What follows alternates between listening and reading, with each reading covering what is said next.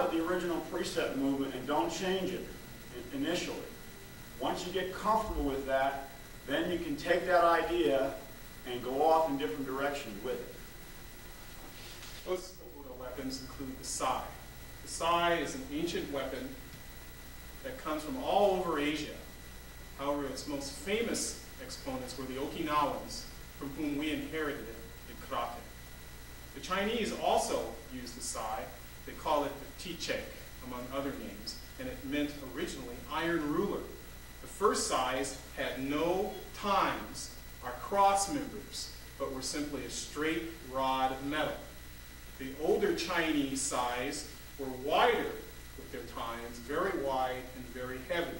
Today, the structure that we have now is pretty much standardized over the last 80 or 90 years. The Okinawan sai was inherited by the Okinawans from the Chinese and then by us. And now we'd like to show you a little bit of application. We've been talking about bow, okay? And in doing bow technique, sometimes the other person necessarily did not have to have a bow, but certainly could have a sai or some other weapon. And so we'd like to show you some application of bow against the sai.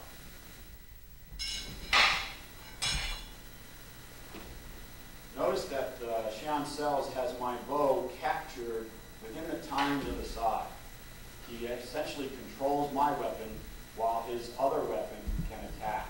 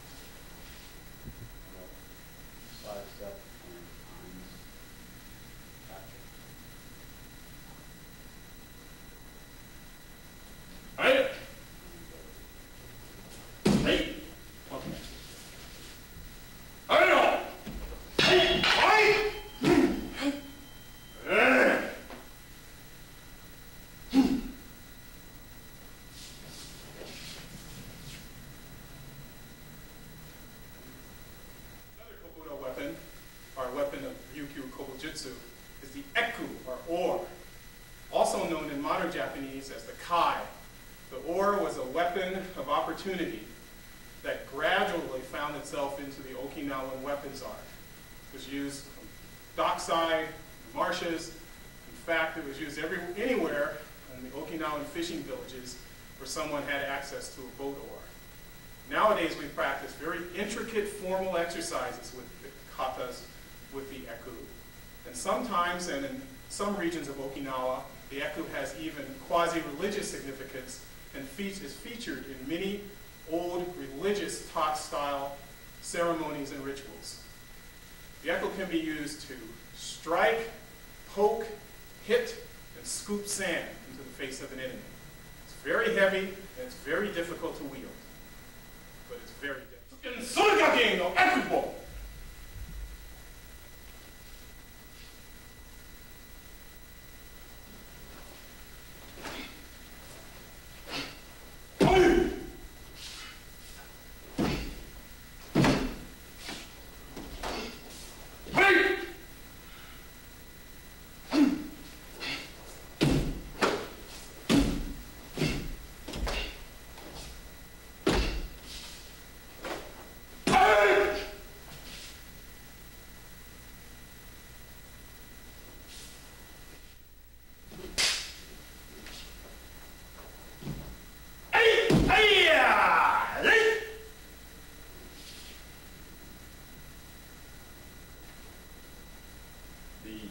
Gama, or kama as it's known, was originally used for harvesting rice in the paddock.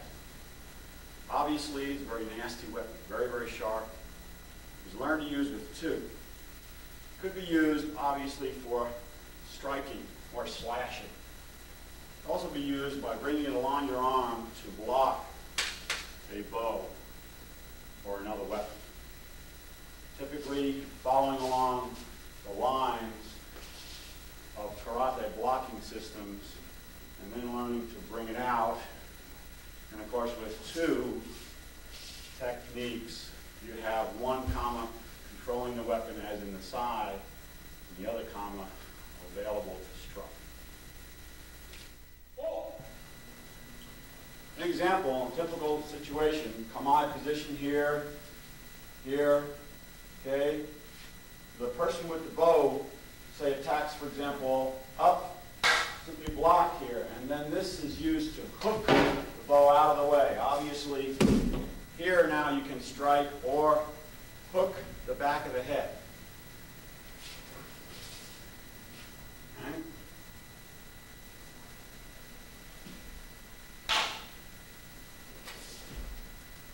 Cutting, cutting, dual striking. Quite often when someone attacked the legs, a common practice was to remove the leg from the target zone by going to like a crane stance type of motion and capturing this. Again, you're in a control situation. Knock it out of the way, cut. This is go kidneys, leg. You can do a dual technique from this position here. Dual technique. It's a very dangerous weapon, so you must be very, very conscious about safety when you practice with a partner. Oh.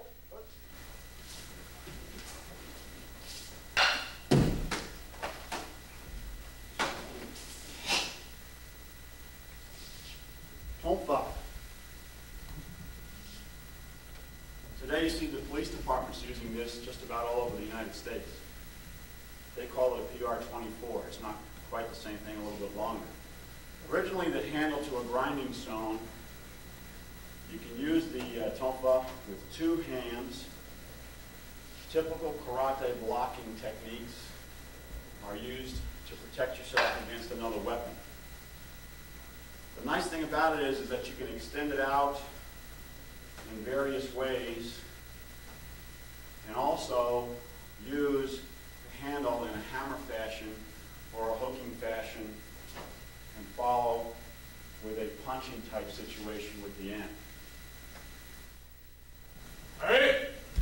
The nice idea here is that one side can protect, the other side can strike. Anything that's obviously knee, head, or in the case of this situation, we can also attack the hand that's holding the other weapon. A furi is done in a figure-8 fashion similar to a nunchaku idea. And this would be like striking, okay, striking and attacking the hands to get rid of the weapon and then to attack the vital parts of the body. You can use one tonfa to protect and the other one to attack, okay, in any method, or sometimes two, for example. So I want to do one, okay, and then use this to attack, or if I don't feel confident in one, I can do the same concept here and use two, and then from that idea come out into my furi type techniques. Again, we have a jujuyuki idea, for example, upper block is something like karate upper block, or I can come up this way. In this situation, your tonfa can pull the bow to one side or the other, while the other tonfa is attacking. And I want to take it here and now have a hammer or a hook to disable the opponent.